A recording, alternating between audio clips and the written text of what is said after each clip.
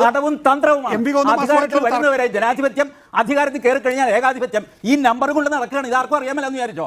ഇത് പരസ്യമായിട്ട് എഴുതി വയ്ക്കുന്ന ആൾക്കാരല്ലേ? അങ്ങനെ ഒരു തുടങ്ങാല്ലേ?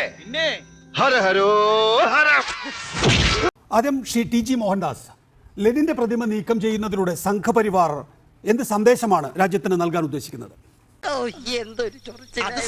ഈ പ്രതിമ നീക്കം ചെയ്യുന്നതിലൂടെ പ്രത്യേക സന്ദേശമോ പ്രശ്നമോ ഒന്നും ഉണ്ട് എന്നെനിക്ക് തോന്നുന്നില്ല. കാരണം ഇതൊരു പോസ്റ്റ് പോൾ വയലൻസിൻ്റെ ഭാഗമാണ്. സാധാരണഗതിയിൽ ഓവർവെൽമിംഗ് ആയിട്ട് ഒരു പാർട്ടിയെ ഇറക്കി വിട്ട് വേറൊരു പാർട്ടി അധികാരത്തിൽ വരുമ്പോൾ ഇവർ തമ്മിലുണ്ടാകുന്ന ക്ലാഷ്, ആ സമയത്ത് പോസ്റ്റർ കീറുക, കൊടി പറിക്കുക, കൊടിമരം പൊട്ടിക്കുക, പ്രതിമ നശിപ്പിക്കുക, അന്യോന്യം വെട്ടുക, കുത്തുക, ഇതൊക്കെ സംഭവിക്കും. ഇതിനകം തന്നെ BJPയുടെ ദേശീയ ജനറൽ സെക്രട്ടറി റാം മാധവ് അദ്ദേഹത്തിന്റെ ട്വീറ്റിൽ ഈ പ്രതിമ നീക്കം ചെയ്യുന്നത് ഉൾപ്പെടുത്തി കഴിഞ്ഞിരിക്കുന്നു. മറ്റൊരു ജനറൽ സെക്രട്ടറി H. രാജ അടുത്തത് പെരിയാറിൻ്റെതാണ് എന്ന് പറഞ്ഞിരിക്കുന്നു. അതായത് രാജ്യത്ത് BJPയുടേത്, സംഘപരിവാറിൻ്റേത് ഒഴിച്ചുള്ള മറ്റെല്ലാ പ്രത്യയശാസ്ത്രങ്ങളെയും നീക്കം ചെയ്യണമെന്ന സന്ദേശം ഇതിലൂടെയില്ലേ? ഓഹോ, കളി പഠിച്ചിട്ട് വന്നിരിക്കുകയാണല്ലേ. പ്രത്യയശാസ്ത്രങ്ങളെ അങ്ങനെ ഒരു പ്രതിമ നീക്കം ചെയ്തതിലൂടെ നീക്കം ചെയ്യാൻ പറ്റുമോ? അതില്ല.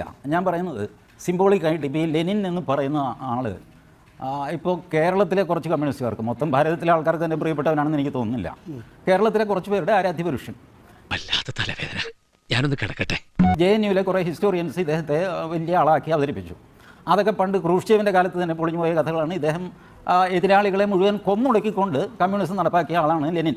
അദ്ദേഹത്തിന് ഒരു മഹത്വവും. സുബ്രഹ്മണ്യൻ സ്വാമി പറയുന്നത് അദ്ദേഹം തീവ്രവാദിയാണ് എന്നാണ്. സംശയം എന്താണ്? കോടിക്കണക്കിന് ആൾക്കാരെ കൊന്നിട്ടല്ലേ ഇവർ കമ്മ്യൂണിസം പറഞ്ഞ് നടന്നത്? ലെനിൻ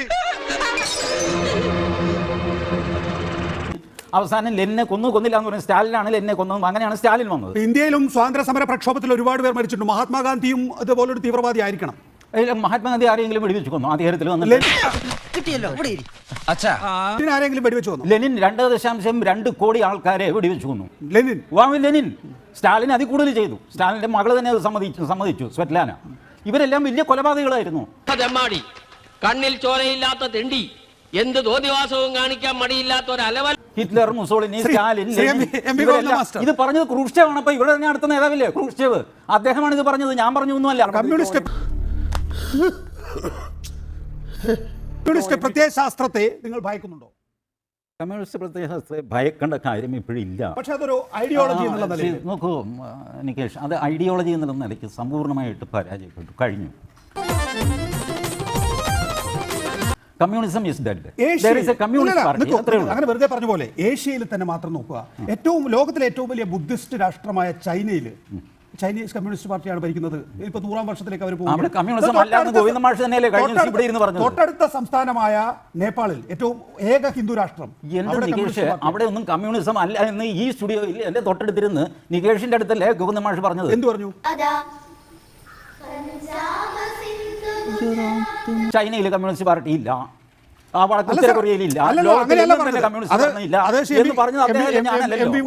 അവസരം കൊടുക്കാതെ എനിക്ക് പറയാൻ കഴിയും. കമ്മ്യൂണിസം എന്ന് പറയുന്നത്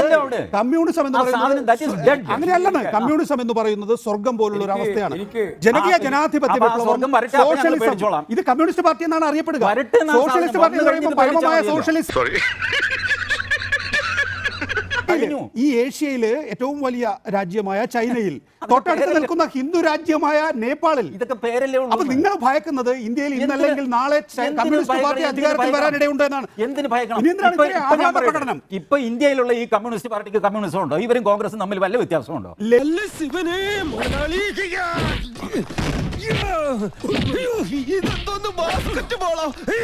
1979 വാജ്പേയി വിദേശകാര്യമന്ത്രിയായിരിക്കുമ്പോൾ റഷ്യയിൽ പോവുകയും മോസ്കോയിൽ അദ്ദേഹത്തിന്റെ ലെനിൻ മുസോളിയം സന്ദർശിക്കുകയും ചെയ്തിരുന്നു. അവിടെ ഇപ്പോഴും ചെയ്തിട്ടുണ്ട്. മോനെ, എന്താണ് നിന്റെ പ്രശ്നം? ഞാൻ പറയട്ടെ, സോവിയറ്റ് യൂണിയൻ ഒരു യാഥാർത്ഥ്യമായിരുന്ന കാലത്ത് ഭാരതവുമായിട്ട് നയതന്ത്ര ബന്ധമുണ്ട്. ആ സമയത്ത് അവിടെ പോയി കഴിഞ്ഞാൽ അവരുടെ ഏതൊക്കെയാ പുണ്യസ്ഥലങ്ങളെന്ന് വെച്ച് കഴിഞ്ഞാൽ അവിടെയൊക്കെ പോകും, അവിടെയൊക്കെ റീത്ത് വയ്ക്കുക. അതൊരു സാമാന്യ മര്യാദ മാത്രമാണ്. That doesn't mean that we started consuming communism. What is this? അതൊരു സാമാന്യ മര്യാദ.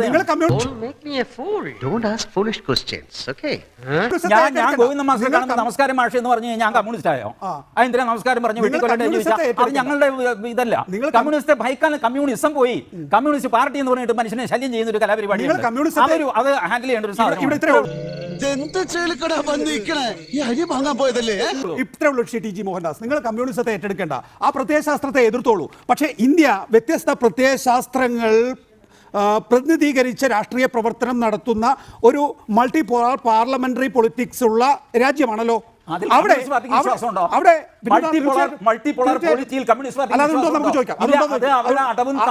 നിൽക്കട്ടെ, അതെന്താണോ താനൊരു അർത്ഥം വെച്ച് സംസാരിക്കണേ?